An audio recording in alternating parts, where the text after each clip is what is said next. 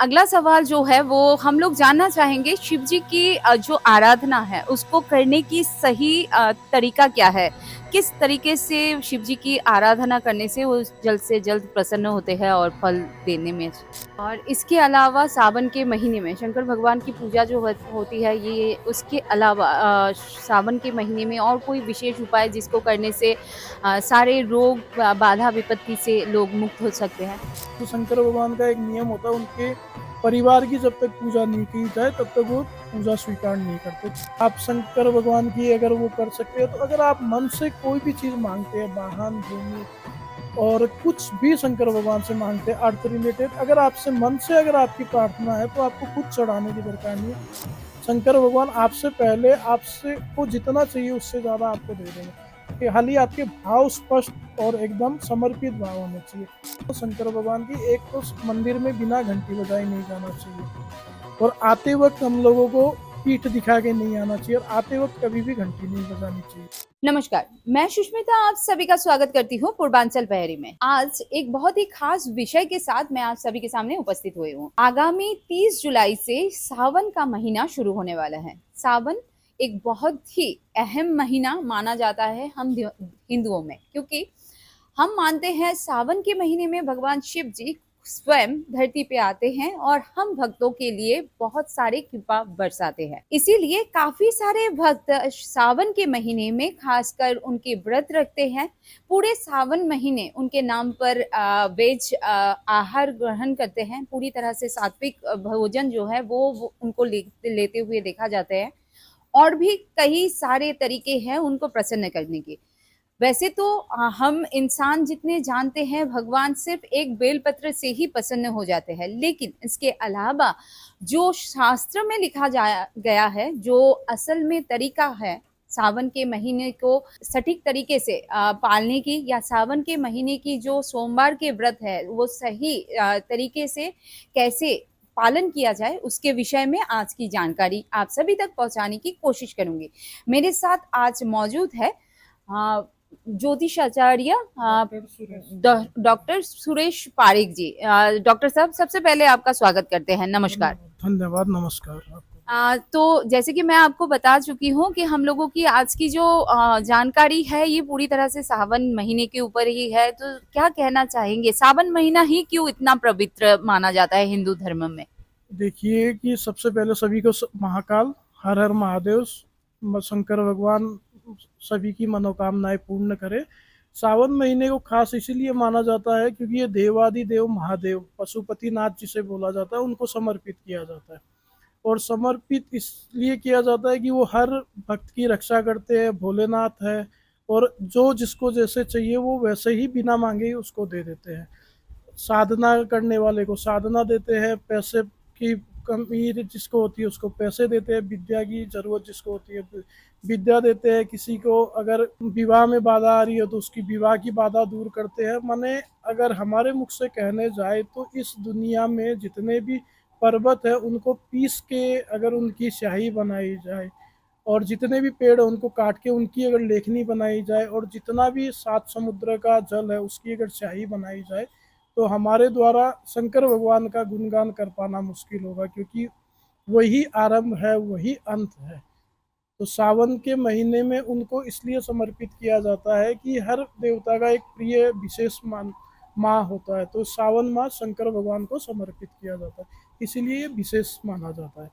सावन माह में एक तो बहुत प्रकृति के तौर पे हरियाली बहुत रहती है, नदी अपने उफानों पे रहती है, हर चीज़ माने अपने सौंदर्य में आई हुई रहती है। और ये पुराणों के या वेदों के अनुसार ये माना जाता है कि शंकर भगवान सावन के महीने में इस धरती पे विचरण करते हैं अपने भक्त को ढूंढने के लिए। अगला सवाल जो है वो हम लोग जानना चाहेंगे शिव जी की जो आराधना है उसको करने की सही तरीका क्या है? किस तरीके से शिव जी की आराधना करने से वो जल्द से जल्द प्रसन्न होते हैं और फल देने में? देखिए देवादिदेव महादेव शंकर भगवान है, तीनों लोग तीनों ब्रह्मांड सब उन्हीं के हैं। उनको हम लोग कुछ दे के या कुछ चढ़ावा करके कुछ हम लोग खुश नहीं कर सकते। सबसे पहली बात है कि हम लोगों के भाव शुद्ध होने चाहिए, हम लोगों का समर्पित भाव शंकर भगवान के प्रति होना चाहिए। और चढ़ाने की बात जब आती है तो विशेष विशेष मनोकामनाओं के लिए विशेष विशेष चीज़ें चढ़ाई जाती है। अब शंकर भगवान को जल अत्यधिक प्रिय है, जलधारा, गंगा जल अत्यधिक प्रिय है, पंचामृत अत्यधिक प्रिय है, बिलपत्र, श्वेत आर्क, रुद्राक्ष की माला और बहुत बहुत सोर्स पंच उपचार से आप पूजा कर सकते हैं, षोडश उपचार से कर सकते हैं, राज उपचार से कर सकते हैं, तंत्र मार्ग से कर सकते हैं। शंकर भगवान हर चीज के आरंभ है और हर चीज के अंत वही है। तो इसमें अपने भाव ही ज्यादा इसमें आपके काम में आएंगे कि आपके शंकर भगवान के प्रति आस्था कितनी है, विश्वास कितना है, और आप अपने आप को शंकर भगवान के प्रति या शिव के प्रति आप कितना समर्पित करके रखें। अक्सर देखा जाता है सोमवार के दिन भक्त सारे पूरे दिन व्रत रखते हैं। कोई कोई थोड़ी बहुत फल या पानी के सेवन कर लेते हैं, उसके बाद सारे दिन पूरा व्रत में रहते हैं, फिर शाम को पानी चढ़ाने के बाद कुछ खाना पीना जो है, क्या ये सही तरीका है सोमवार की व्रत पालन करने का? देखिए, पूरे सावन में अगर कोई शारीरिक व्यवधान नहीं है तो फिर तो उसको पूरे सावन के महीने में ही व्रत रखना चाहिए, किंतु काम की व्यस्तता के लिए आजकल की दिनचर्या के चलते ये संभव नहीं हो पाता। सबको यहाँ वहाँ यात्रा करनी पड़ती है, अपना व्यवसाय की बात है। तो पूरा सावन महीना ना हो सके तो कम से कम सावन के सोमवार को तो व्रत करना चाहिए। व्रत करने का देखिए कि अगर किसी का शरीर इजाज़त नहीं देता तो उसको खा के करना चाहिए, और अगर किसी को शरीर इजाज़त दे रहा है तो उसको पूरा सुबह से लेकर शाम तक, सूर्योदय से लेकर सूर्योदय तक बिना कुछ खाए करना चाहिए। अगर वो भी संभव नहीं हो तो एक बार भोजन करके करना चाहिए, और वो भी संभव नहीं हो तो सुबह शाम को फलाहार लेके भी किया जा सकता है, या दोपहर को फलाहार लेके भी किया जा सकता है। तो वो आपका शरीर वो कितना होता है, क्योंकि शरीर माध्यमम खलु धर्म साधनम। आपके शरीर के माध्यम से ही ईश्वर की प्राप्ति होगी, आपके शरीर के माध्यम से ही भगवान की पूजा अर्चना होगी। तो शरीर को कष्ट ना देते हुए आप जितनी कर सके उतना अपने कार्यरत रहते हुए अपना शंकर भगवान की भक्ति कर सकते हैं। और इसके अलावा सावन के महीने में शंकर भगवान की पूजा जो होती है, ये उसके अलावा सावन के महीने में और कोई विशेष उपाय जिसको करने से सारे रोग बाधा विपत्ति से लोग मुक्त हो सकते हैं? अब शंकर भगवान की पूजा के माध्यम से सारे नवग्रहों को शांत किया जा सकता है। जैसे शंकर भगवान के जटाओं में ही चंद्रमा विराजमान है। आजकल की इस दुनिया में देखा जा रहा है कि चंद्रमा के चलते ही mentally tension, depression, anxiety, suicidal thought आता है। जिसका चंद्रमा थोड़ा सा बिगड़ जाता है तो उसको ये सब नेगेटिविटी आने लग जाती है। तो शंकर भगवान को अगर कच्चा दूध, मिश्री, गंगा जल शुक्रवार और सोमवार की शाम को अगर अर्पित किया जाए तो उसके मानसिक संतुलन में बहुत प्रभाव पड़ता है, उसकी जो भी नेगेटिविटी है वो निकल जाती है। सूर्य को ग्रहों का राजा माना जाता है। सूर्य अगर किसी का कुंडली में मजबूत नहीं है या पीड़ा देने पे आ जाए तो उसका मान प्रतिष्ठा कम जाती है, पिता के साथ उसका रिश्ता खराब हो जाता है, समाज में उसकी कोई इज्जत नहीं रहती है। तो सूर्य को प्रसन्न करने के लिए भी वो शंकर भगवान के ऊपर लाल चीज चढ़ा सकता है रविवार को सुबह। अब जैसे बुद्ध को बुद्धि माना जाता है, तो बुद्धि को ठीक करने के लिए शंकर भगवान के ऊपर हरी सब्जियां चढ़ाई जा सकती है बुधवार के लिए। वो विद्यार्थियों के लिए भी बहुत बढ़िया रहता है। मंगल को पराक्रम माना जाता है। जैसे कि किसी के कोर्ट केस कचहरी हो रखा है, भूमि वाहन या बार बार एक्सीडेंट का योग बनता है, तो वो शंकर भगवान के ऊपर लाल चीजों का लाल मसूर चढ़ा सकता है। अब जैसे देवगुरु बृहस्पति है, देवगुरु बृहस्पति अगर किसी की कुंडली में कमजोर हो जाए तो व्यापार नहीं चलता है, शिक्षा नहीं होती है, शादी में रुकावट आ जाती है, तो वो बृहस्पतिवार के दिन चने की दाल और गुड़ शंकर भगवान पे चढ़ा सकता है। और शुक्र को भौतिक चीजों का कारक माना जाता है। अगर किसी की कुंडली में शुक्र कमजोर हो जाए तो उसको बार बार महिलाओं से बदनामी आने का योग, डायबिटीज, फिर थायराइड जैसी बीमारियां हो जाती है। और शुक्र को ही लग्जरी लाइफ का, भौतिक जीवन का कारक माना जाता है। शुक्र थोड़ा अगर परेशानी करने पे आ जाए तो उसकी लग्जरी भौतिकता कम जाती है, धन में भी कमी आ जाती है। तो शुक्र को प्रसन्न करने के लिए शंकर भगवान पे अनार चढ़ाया जा सकता है। अनार के रस से शंकर भगवान का अभिषेक किया जा सकता है। शंकर भगवान को बढ़िया इत्र लगाया जा सकता है। और किसी की कुंडली में शनि महाराज अगर दूषित हो जाए या फिर खराब प्रभाव देने लग जाए तो उसकी हर बाधाएं आने लग जाती है, काम में रुकावटें आने लग जाती है। तो शनि महाराज को प्रसन्न करने के लिए तेल से अभिषेक किया जा सकता है। या फिर आपका जल में, गंगा जल में, कच्चे दूध में तिल मिला के भी अभिषेक किया जा सकता है। और शनि जैसे अब आजकल के ज़माने में आदमी शत्रु से बहुत पीड़ित है, कोई का व्यापार अच्छा चल रहा है तो किसी की नज़र लग जाती है, कुछ लग जाती है, तो उसके लिए शंकर भगवान के ऊपर शनिवार के शाम को भी तेल का अभिषेक किया जा सकता है। शत्रु के लिए सोमवार की शाम को भी सरसों तेल का अभिषेक किया जा सकता है। और इस ज़माने में हमारी लाइफस्टाइल मान लीजिए या खान पान का मान लीजिए, तो उसके चलते बीमारियां भी बहुत हो रही है, क्योंकि हम लोग योगा प्राणायाम एक्सरसाइज कर पाने का समय नहीं होता या प्रॉपर हमारे पास ज्ञान नहीं है। तो शंकर भगवान के ऊपर शनिवार के शाम को अगर हम सरसों तेल का अभिषेक करते हैं तो उससे भी घर में बीमारियां, रोग, कष्ट ये सब मिटते हैं। और शंकर भगवान के ऊपर तो अनंत वो है, आप जैसे करना चाहो। और सावन के महीने में अगर आप विशेष शंकर भगवान की कृपा पाना चाहते हो तो पार्थिव शिवलिंग का अभिषेक कर सकते हो। कच्ची मिट्टी जो होती है नदी की, उसका शिवलिंग बना के उसके आगे अभिषेक करेंगे तो जितने उसमें कण होते हैं उतने शिवलिंग करने का, अभिषेक करने का आपको पुण्य प्राप्त होगा। और तो जैसे शंकर भगवान के अनेकों अनेक मनोकामनाओं के लिए अनेक अनेक प्रकार से पूजा पाठ किया जा सकता है। ये हम लोग जानना चाहेंगे, ये श्रावण के महीने में काफी सारे लोग अभिषेक करते हैं, जल अभिषेक होता है, दूध अभिषेक होता है, तरह तरह के अलग अलग अभिषेक होता है। तो इसका सही एक एक्चुअल तरीका क्या है? कौन से ऐसे अभिषेक है जो असल में सावन महीने में करना जरूरी है? देखिए, शंकर भगवान तो भाव के भूखे हैं, उनको आप जैसे भी जिस भी पदार्थ से आप अभिषेक करोगे वो मान लेंगे। किंतु अगर आप थोड़ा सा आपको फल ज़्यादा चाहिए और पूर्ण फल चाहिए तो कुछ कुछ उसका एक नियम होता है। जैसे शंकर भगवान का एक नियम होता है, उनके परिवार की जब तक पूजा नहीं की जाए तब तक वो पूजा स्वीकार नहीं करते। तो पहले जल अभिषेक करने से पहले गणेश जी का स्मरण करके थोड़ा जल चढ़ाना चाहिए, कार्तिक जी को चढ़ाना चाहिए, पार्वती माता को चढ़ाना चाहिए, उनका वाहन नंदी को चढ़ाना चाहिए, वीरभद्र को चढ़ाना चाहिए, कुबेर देवता को चढ़ाना चाहिए, उनकी पुत्री अशोक सुंदरी को चढ़ाना चाहिए। या इतना अगर आपको याद नहीं रहता है तो शिव परिवार के नाम का थोड़ा सा जल या एक लोटा चढ़ा के फिर शंकर भगवान की आपको पूजा करना चाहिए। और हिंदू सनातन धर्म में एक नियम है कि जब तक आप सूर्य नारायण को अर्घ नहीं देंगे तो शंकर भगवान की आपकी पूजा स्वीकार नहीं करेंगे और किसी भी कोई भी देवता आपकी पूजा स्वीकार नहीं करेंगे। और शिवलिंग में एक ऐसा वो है, गुण है कि आप शिवलिंग के ऊपर किसी भी देवी देवता की पूजा कर सकते हो। अगर आपके पास सुविधा है तो आप शंकर भगवान की पूजा करने से पहले शिव सूर्य नारायण भगवान को एक अर्घ दे दीजिए। अगर आपके पास सुविधा, खुली जगह नहीं है तो शिवलिंग के ऊपर ही आप शंकर भगवान के ऊपर ही सूर्य नारायण का अर्घ देके फिर अपनी शिव परिवार की पूजा कर सकते हैं। और शंकर भगवान को पूजा करने के बाद में चंदन का, अष्टगंध का तिलक लगाइए। भस्म उनको अत्यंत प्रिय, भस्म चढ़ाने के बाद में कोई भी चीज़ नहीं चढ़ानी चाहिए, भस्म एकदम अंत में चढ़ाना चाहिए। और एक शंकर भगवान के पूजा का एक नियम मान लेना चाहिए कि हम मंदिर में जा रहे हैं, घर में जा रहे हैं, तो कोई भी पूजा करने के बाद में शंकर भगवान की शिवलिंग को साफ करके आना चाहिए। अगर हम साफ करे बिना वहां से आ जाते हैं तो हमारे पीछे जो आता है वो जो साफ करेगा हमारी पूजा का फल उसको मिलेगा। तो इसका ये मतलब नहीं होता कि हम शंकर भगवान के ऊपर हर कुछ चढ़ा दे फिर उसको वैसा का वैसा चढ़ा के छोड़ के आ जाए।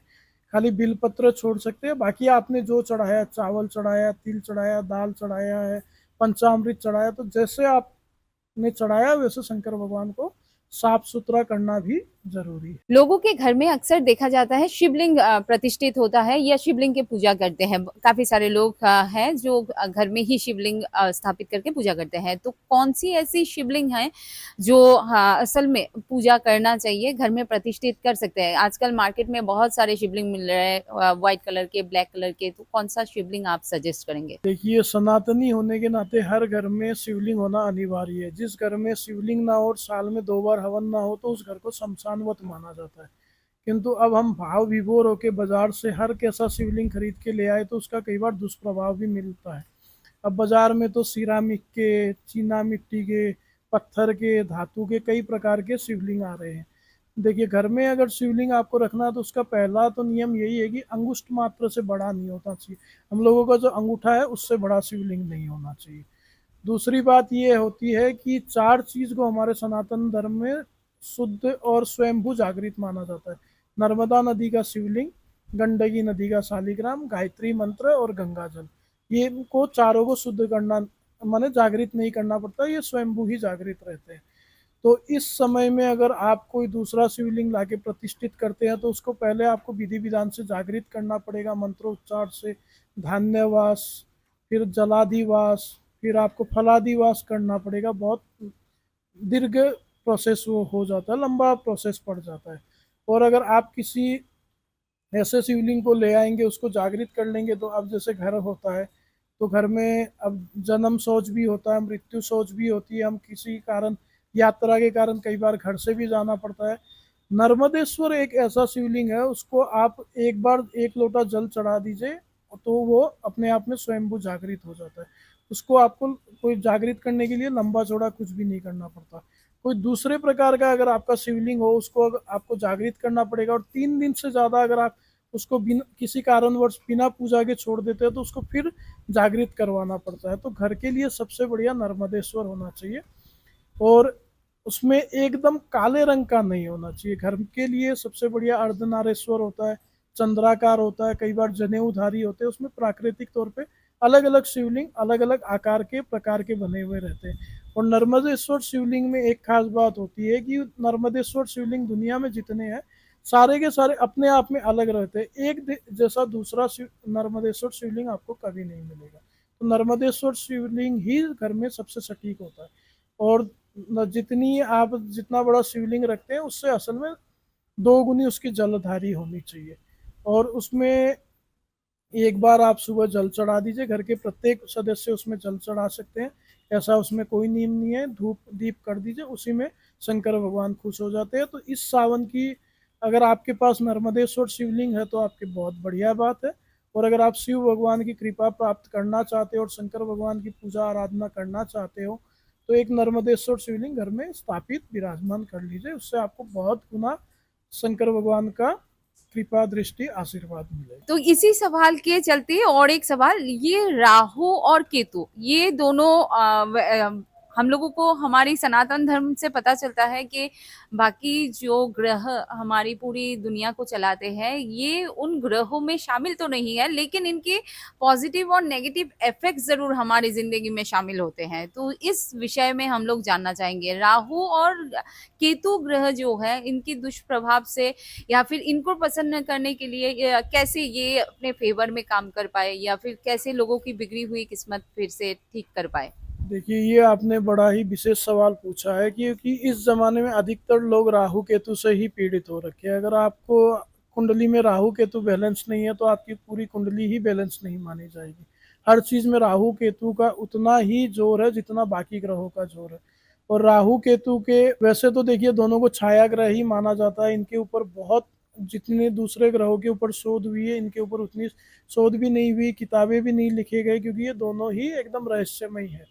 किंतु शंकर भगवान एक ऐसे ग्रह है जो जिनकी कृपा अगर आपके ऊपर हो जाए तो राहु केतु आपका कुछ नहीं कर सकते, आपको शुभ फल ही देंगे। तो राहु केतु को आप शुभ करने के लिए जो और कुशा के जल से शंकर भगवान का अभिषेक कीजिए, तो धान्य से शंकर भगवान का आप अभिषेक कर सकते हैं। राहु केतु को शांत करने के लिए अब देखिए एक मैं आपको लॉजिक बताता हूँ कि राहु केतु क्या होता है, उससे आपको जीवन पर्यंत राहु केतु का लॉजिक याद रहेगा। राहु केतु को ज्योतिष में सांप की संज्ञा दी गई है।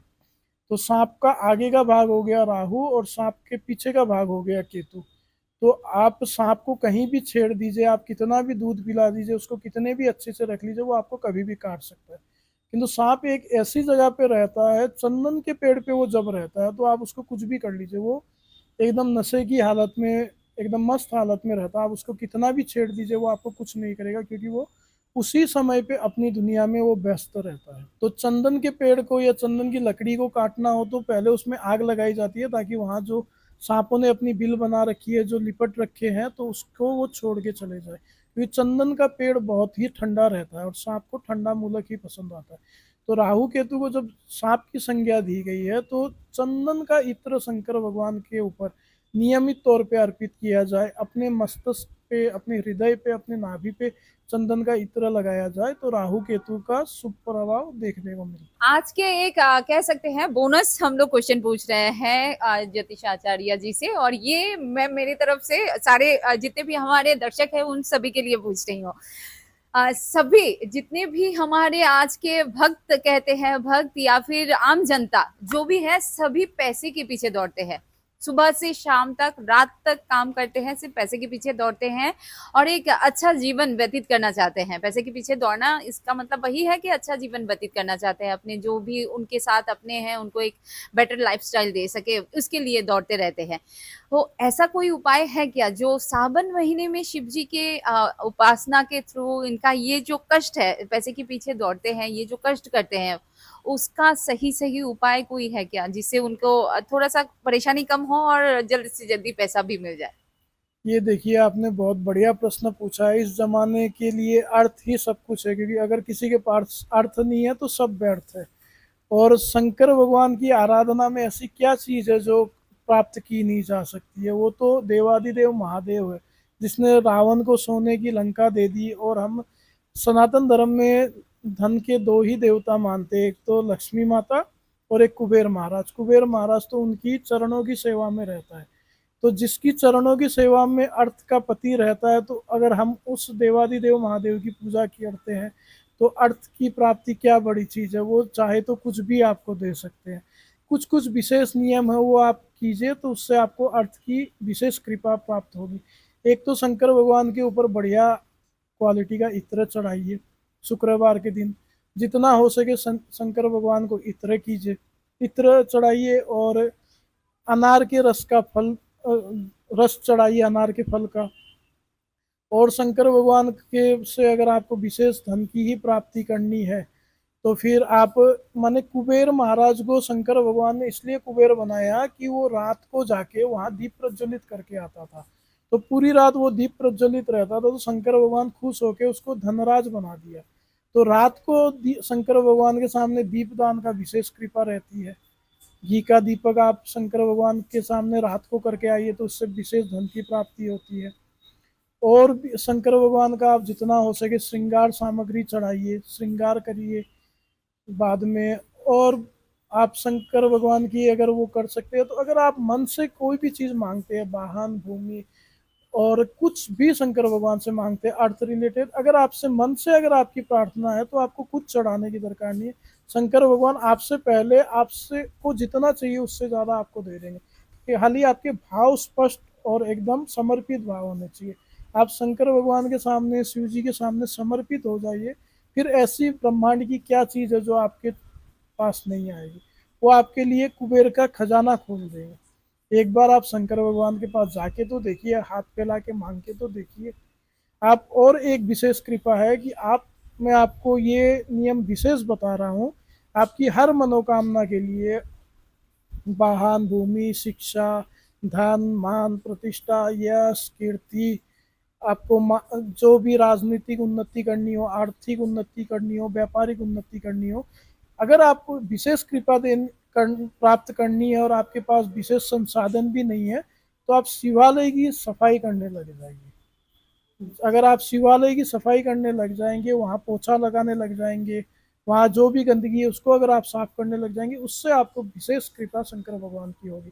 और कुछ कुछ मैं आपको नियम बता देता हूँ शंकर भगवान की। एक तो मंदिर में बिना घंटी बजाए नहीं जाना चाहिए। और आते वक्त हम लोगों को पीठ दिखा के नहीं आना चाहिए। और आते वक्त कभी भी घंटी नहीं बजानी चाहिए। और एक चीज है कि घंटी नहीं बजाना चाहिए। और दहलीज पे भगवान, किसी भी मंदिर में जाइए आप 2, 5, 10 मिनट जितना हो सके उस दहलीज पे आप बैठ जाइए। उससे आपकी जो भी नेगेटिव एनर्जी है, नकारात्मक एनर्जी है, वो वहां निकल जाती है और मंदिर की पॉजिटिव एनर्जी आपके अंदर एब्जॉर्ब होती है। और कई कई सावधानियां, मंदिर से आते ही पैर नहीं धोना चाहिए। और मंदिर का जो हम लोग तिलक लगा के आए हैं, कम से कम 4 घंटे उसको सर पे लगा के रखना चाहिए। और मंदिर की किसी भी चीज को अनादर नहीं करना चाहिए। और जो हमें मंदिर में प्राप्त हो जाए प्रसाद के तौर पे, फल के तौर पे, वो हमारे लिए विशेष भगवान की कृपा है, तो उसे किसी दूसरे को नहीं देना चाहिए। उसे विशेष अपनी तिजोरी में लाल कपड़े में बांध के या कहीं विशेष जगह रख देनी चाहिए। ये कुछ कुछ सावधानियां हमें मंदिर में करनी चाहिए। मंदिर में किसी की निंदा नहीं करनी चाहिए, किसी से बात नहीं करना चाहिए, किसी दूसरे को प्रणाम नहीं करना चाहिए, उससे भी आपके पुण्य क्षय हो सकते हैं। तो ये कुछ कुछ विशेषताएं हैं, सावधानियां हैं, ये आप मंदिर में मान के चलेंगे तो विशेष भगवान की कृपा रहेगी। और अंत में मैं आपको एक ही चीज़ कहना चाहूँगा कि आप जितना समर्पित भाव से भगवान के पास जाते हो उतना ही जल्दी आपको फल मिलेगा, क्योंकि विश्वासम ही फलदायकम, विश्वास ही फलदायक होता है। तो आप जितना विश्वास करोगे उतना ही आपको फल मिलेगा। तो विश्वास से ही आपकी हर मनोकामना पूर्ण होगी। तो हाँ, बहुत बहुत शुक्रिया अदा करना चाहेंगे डॉक्टर साहब आपका। ये थे हमारे साथ डॉक्टर सुरेश पारिक जी, ज्योतिषाचार्य है। और अगर कोई आपसे कांटेक्ट करना चाहे तो आपका कांटेक्ट नंबर एक बार बता पाएंगे? सभी को मैं जाते जाते यही प्रार्थना करते करते जाना चाहता हूँ कि महाकाल बाबा की सबके ऊपर कृपा बनी रहे, सबकी मनोकामना पूर्ण हो, विशेषतया सबके ऊपर शंकर भगवान की कृपा बनी रहे और सब समर्पित भाव से शंकर भगवान की पूजा करें। और मेरा कॉन्टेक्ट नंबर है 9706504703। विशेष अपॉइंटमेंट से ही आप मेरे से मिल सकते हैं। तो ये थे हमारे साथ ज्योतिषाचार्य जी। और इसी के साथ साथ सावन के इस खास एपिसोड से मैं सुष्मिता आप सभी से विदा लेती हूँ। अगले कुछ दिनों में फिर से एक और इंटरेस्टिंग सी सब्जेक्ट के साथ आप सभी के बीच में आने की वादे के साथ। धन्यवाद।